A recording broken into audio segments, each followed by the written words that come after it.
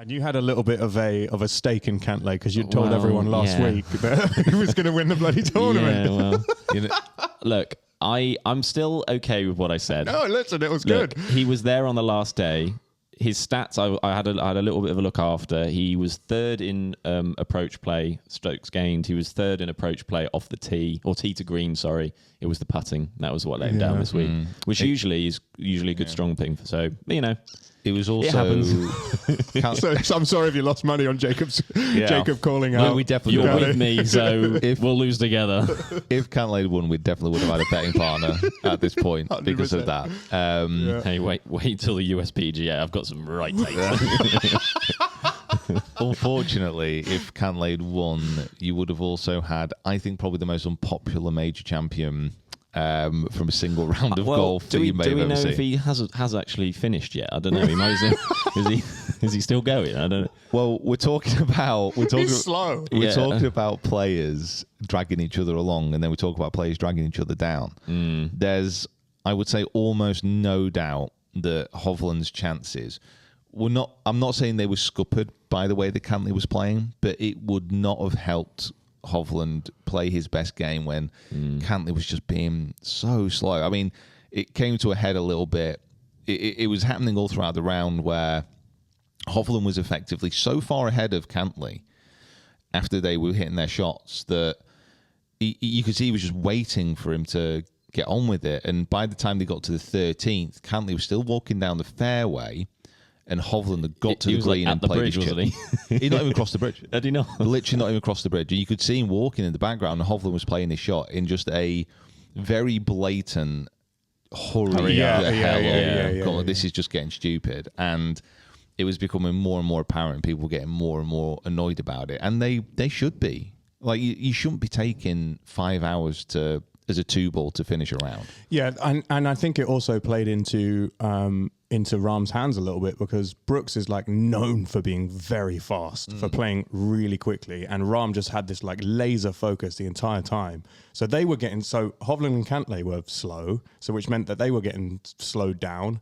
And then, Rahm's like, great, I just, apparently went to the toilet 7 times or whatever over the course of the round, which is a great tactic. If you're trying to slow roll, if you're trying to, not be stood there for 5 or 6 minutes before you hit, He went to the toilet 7 times, and I think he put down like 37 sandwiches. Every time they cut to him, he was munching down a sandwich. Every time I saw it. It was off the tee, munch, off the tee, munch. There's just anything to take your mind off the fact that you are waiting for the group in front of you. But then, Rahm maybe had that laser-like focus, and Koepka just couldn't handle the fact that they were having to wait on they were sat down on a bench. Yeah, having a chinwag, weren't they? Yeah, just having a chat. And you could, I think, if you're listening to this, you probably find the picture, but we'll try and find it on the podcast as well if you're watching the video version of Rahm and Koepka waiting on the 16th tee. Yeah.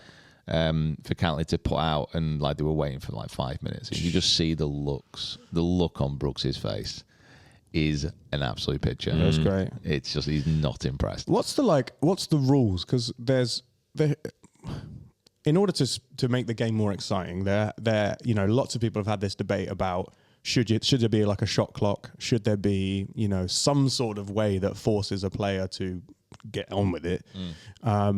What's the actual rules on how long you're allowed to take? There's no set rule on how long a player should take over a shot. It's down to individual tournaments to enforce a good pace of play. So before players go out, normally on a tournament scorecard, there is an expected pace of play. So you are expected to finish this round in 4 hours, 20 minutes, whatever it'll be. Okay.